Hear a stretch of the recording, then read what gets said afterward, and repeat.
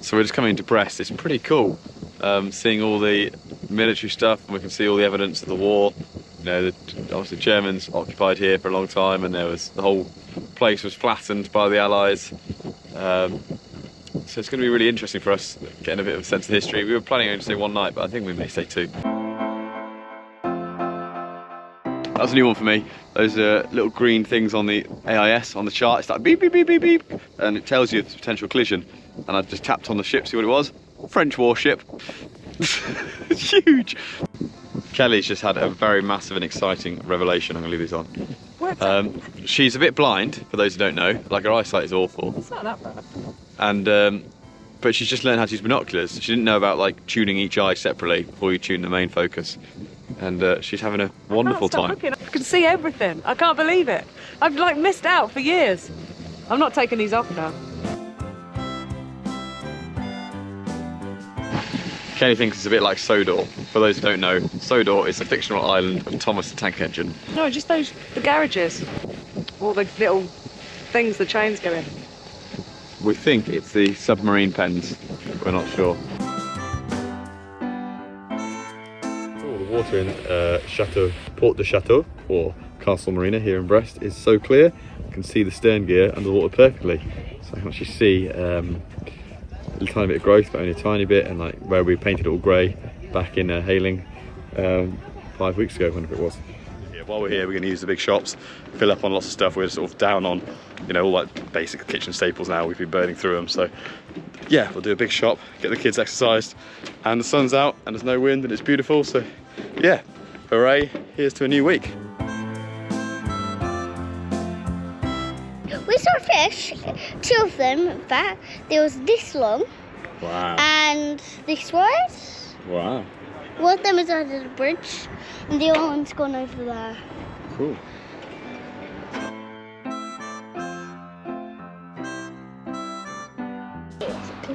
Anyone who may have ever sailed in France may be aware of the phrase corpse mort. Anyway, here's a perfect example of it. There's a French document here that has been translated to English for our benefit, and there's a literal translation in this text, which is brilliant. I'm going to read it to you.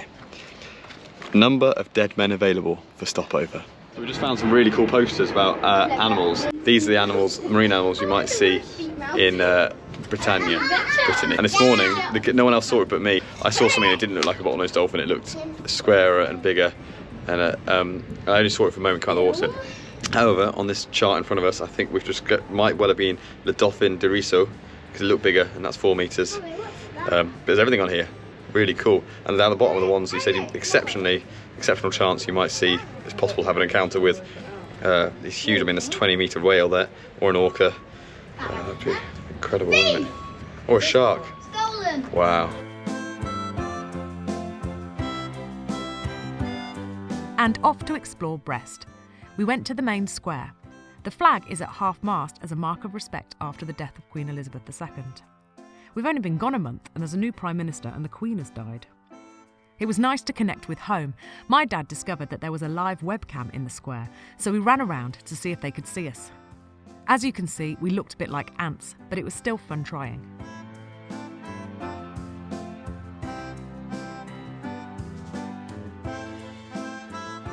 So we're just about to depart Brest. Feeling a bit gutted because I was really keen to help out my YouTube hero Mads and his wife Ava, because they had a parcel that had left here and they said on Instagram, oh, can anyone help? And it's like, we're going to Brest, yes, we can help. He's a bit of a hero because his channel's been fantastic and I've got so much out of it over the last couple of years by watching and seeing what he's doing, and yeah, they're sort of a couple of years ahead of us in terms of fit out and things. But anyway, so I was really excited to be able to help them, and it looks like we can't because I kept going back trying to work out, communicate, but basically their parcel they'd left is not here. So right, so now we are got absolutely still, windless day, and it's 8 miles across to the next marina on the Passport Scales, which is Camaret, and we want to go there. There's also a lovely family we met last week at WWII, and yeah, the kids got on really well with their kids, so it'd be nice to go back and see them and have a play today. So that's what we're doing. But first, to get some fuel.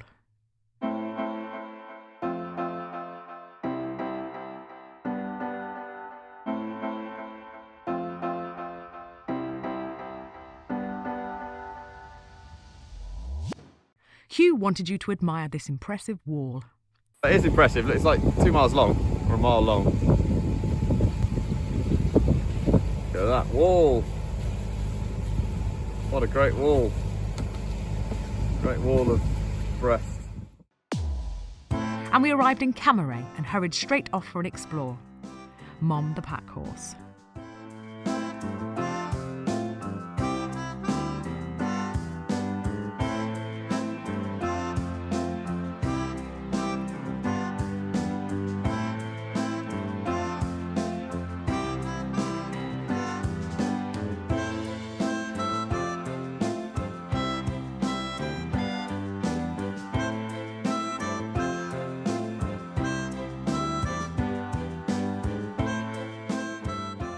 No matter where we go, there always seems to be an Irish bar and an outdoor laundrette, and lots of ice cream shops.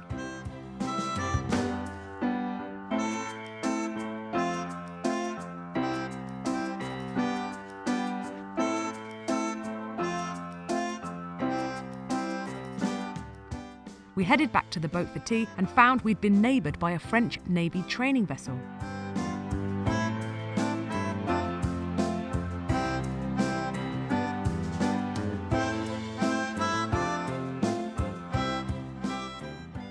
There's a mosquito somewhere in here. It's absolutely savaged us. Savaged my arm, savaged Eric's face, savaged Kelvin's leg, savaged Hugh's arm and back, and I've just seen it. It just flew past me, and I wasn't quick enough. So he's probably going to savage us again tonight. Our first lizard sighting. A play with friends at the skate park. And a hanging competition. In a good few minutes now. No, I do that all the time to stay home, but my arms were aching. Yeah, and do you know what the problem is? Goodbye to our German friends and the French Navy. A new glorious day here in Boat Paradise life. Kelvin and I have been for a wonderful run this morning, including a bit of sightseeing about Second World War history, which was fairly moving and unexpected because we were literally going for a run and we ended up stopping to look at something and we were there for a while. The Allies went to Normandy instead.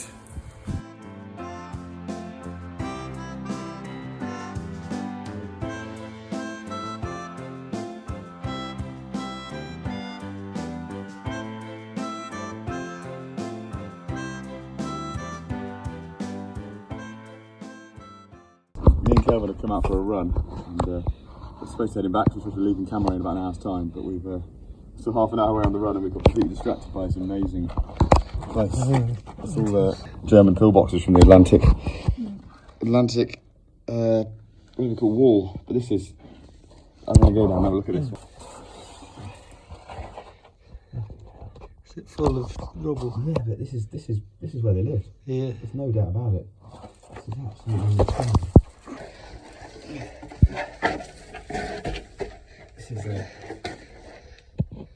This is their home.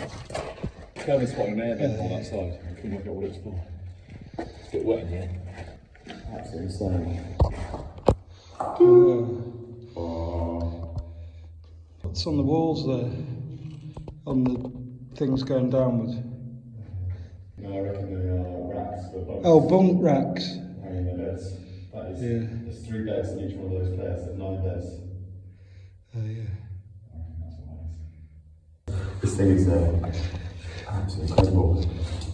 Kelvin's always been quite fascinated in this part of history and taught me a lot about what was happening. He's been telling me the last few days about what's been happening at this point in the war and this Atlantic Sea War, but to see it like this is pretty amazing. I can't get out that way. You can't? No, because we're just...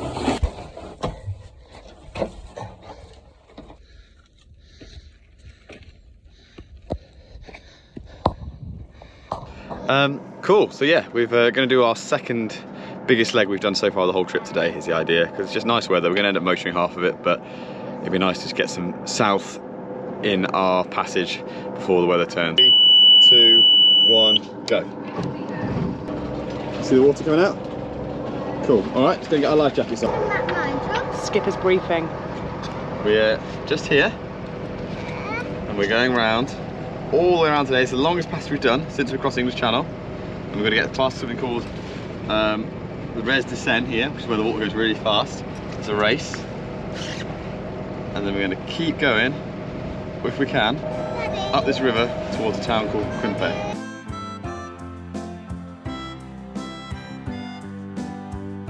Let them out. It's easy when there's no wind and tide. Daddy. Just like driving a car. Yeah.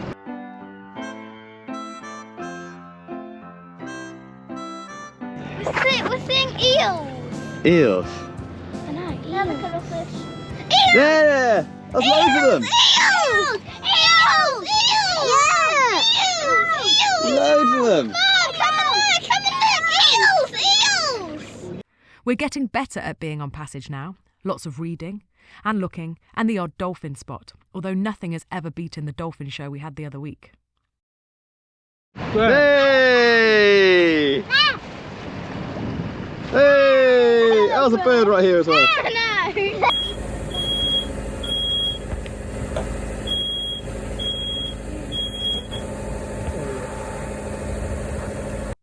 We took watches, an hour each, and this is Hugh's being on watch face.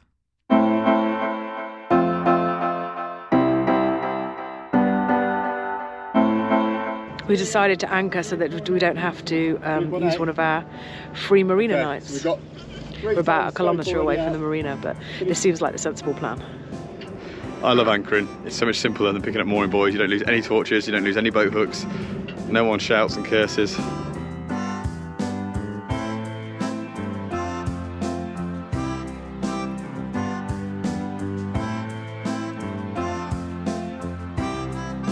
Need some grease on our winch.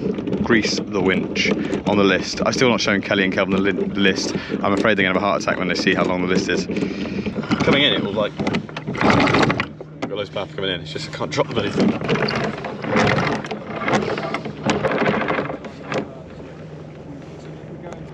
It's a cool place to be. Leave the depth gauge on overnight. Yeah, good idea. Kelvin sleep. How did Kelvin sleep? Do do dun dun do do dun dun. This is a new feature we've got here on 5 Go Sailing, and the question is, whilst on anchor or on a mooring buoy, how did Kelvin sleep? Very well, thank you. We didn't have any clinking or clanking. Last night we tied this little gidgely gadgely thing. There you go, you can see. So we actually ran, so effectively we're actually moored on by that fair lead there to the chain, and this is all slack. Because every time we've been on a buoy or an anchor, something has been clanging against this bobstay here, which has been keeping poor Kelvin awake every night. You do a sad face for us. But tonight he was happy. Anyway, we're here, it's beautiful. This is Beneday, thank you. And we're very excited because we're all avid fans of the fantastic TV show Death in Paradise. And they're based in a place called Camaret. Kelly's going to be so excited about this. And what she's about to find out is we're going to Camaret Marina. I'm going to call it that. Yeah. San Marine, is it? Wait, that's not the tune. How's it go? Oh, it's like the trombone, isn't it? No, that's not.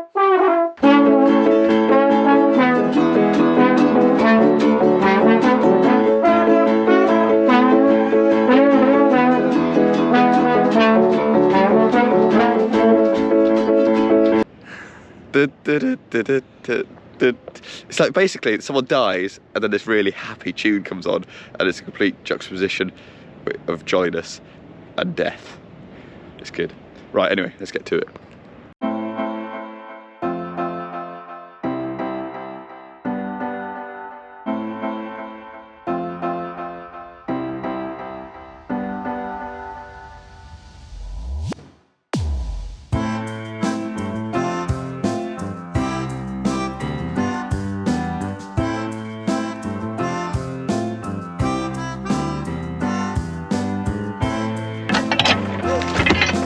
Really had me. We're all good.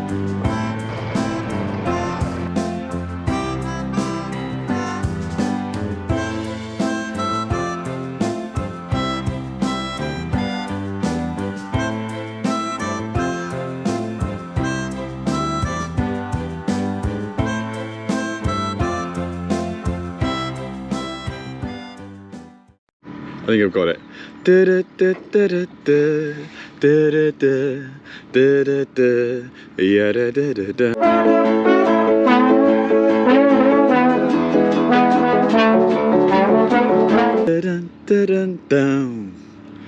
That's it.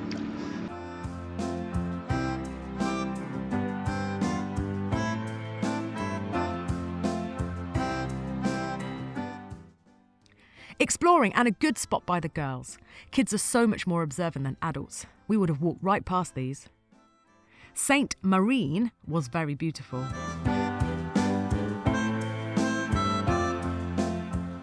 It's always good when you look out in the morning and see this. You get to spot. Right, today marks probably about the 4th time I've tried to start installing this autopilot. One of the problems I have is when I start a project and only get a bit into it, and then when I pick it up again I've forgotten everything I worked out before. I've broken it down in my head to 3 separate sections. We've got installing the RAM and all the components that are attached to that. We've got installing all the electrical Raymarine components, which is the like the gauge for the tiller gauge, and then like the gimbal thing that sits, it's not gimbal but like motion sensor thing, and the actual computer unit, and the head controller unit up in the cockpit, and then finally we've got all the electrics connecting all those things together and actually getting power to them from the 24-volt distribution panel, which I haven't yet installed. So I'm accepting it's probably going to be expecting 3 sections maybe. It's a few days work. I'm now going to focus on the one bit today, which is installing the actual RAM itself.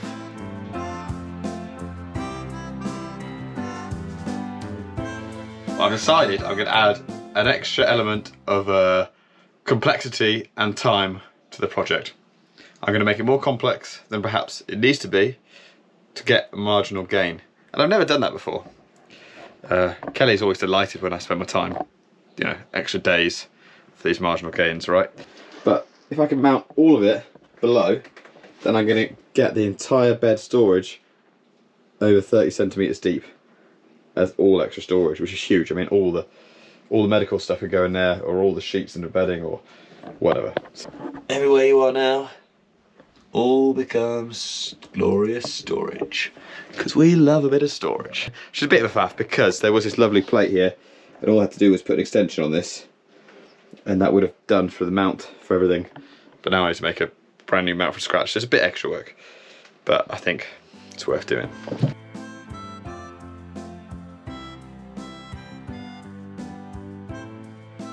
Right, I'm making progress. Rain stopped play for a little bit, but I've made a platform for the base of the RAM, and down here, this corner here, and I'm just working out now, and the things I've mounted this on the wall. I'm going to top up the hydraulic fluid, and then once that's hydraulically topped up, I can open up the valve here, and then I'll be able to adjust the RAM manually, which would be great, because then I can get this. It's going to end up being about 20 centimetres further back over here where the drill is. I think it all makes sense.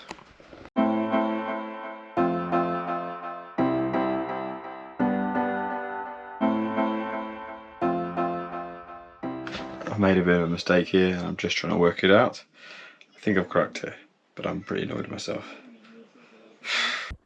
Basically, this here is perpendicular to the centre of the rudder, but it's supposed to be perpendicular at that length there.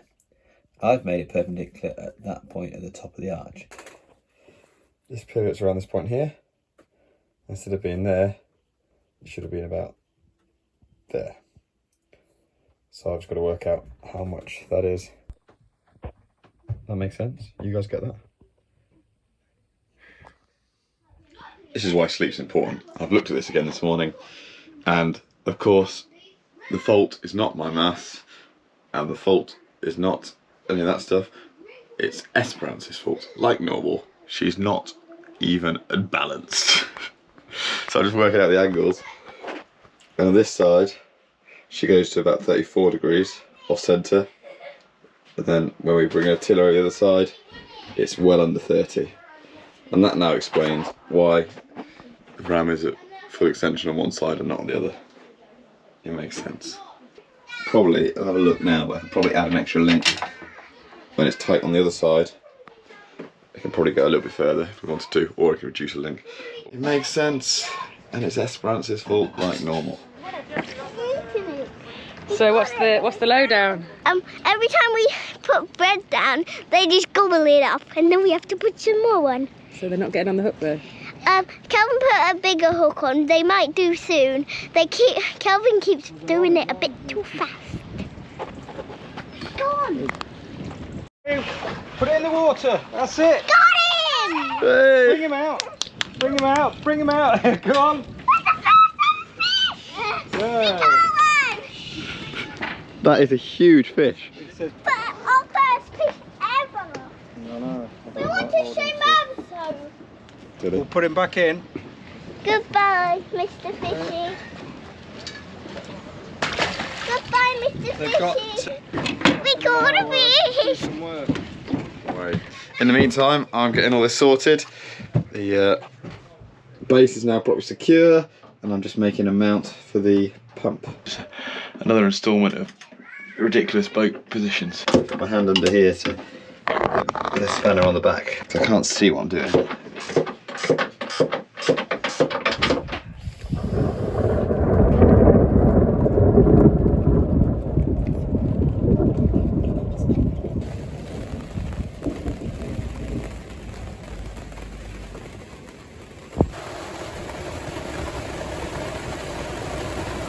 Right, we're making progress, which is good.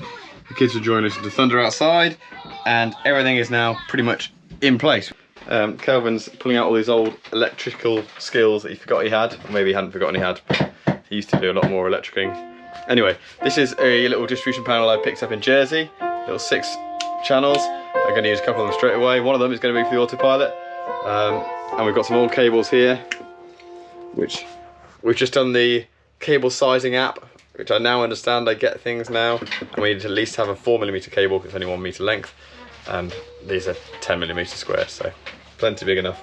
So I'm excited, I actually start to understand things, and soon we're going to have another 24-volt distribution panel. We can do things, anything. We go for a dance, we could light up a Christmas tree, and meanwhile, Tilly's doing a piano, as you heard, and Kelly is doing some passage planning for tomorrow. Where are we going tomorrow?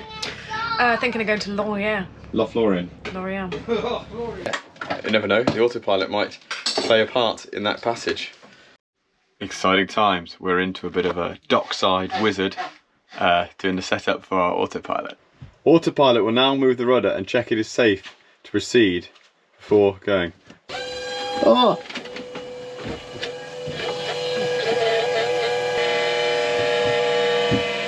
Well, that's something.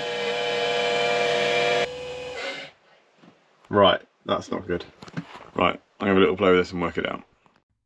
He didn't. We went for a run instead, and the Autopilot did not assist us to Lorient. Kelly just did an awesome bit of ferry gliding. I'm not taking the credit for that. I won't take the credit. Hugh totally told me what to do at every step of the way. Kelly did some awesome ferry gliding. Lovely morning here aboard the Esperance. Bit of downwind sailing, my favourite kind. Feels so gentle and peaceful. Porridge, hot milk with mixed nuts and raisins.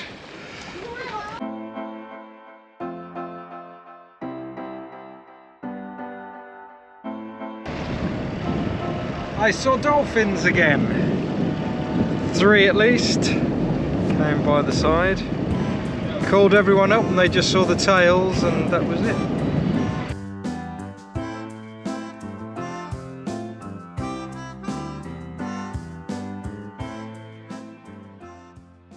I didn't switch the camera on in time, but this guy whizzed past the stern of our boat and shouted, "Welcome to Lorient!" So cool. First marina was too windy. Second marina was too ugly. The third marina was too busy, but the fourth marina was just right.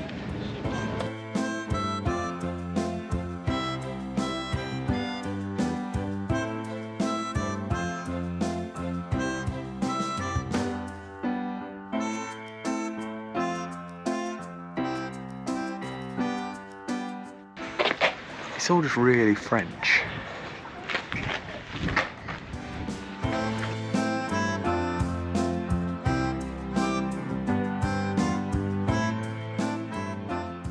We had an explore And with it being a Sunday, our tea was cake. Very fancy cake, Darcy. Can you? I got banana custard in this. Kelvin? A huge vegetable quiche.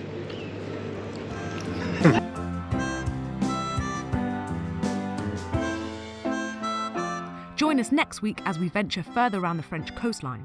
Don't forget to like and subscribe.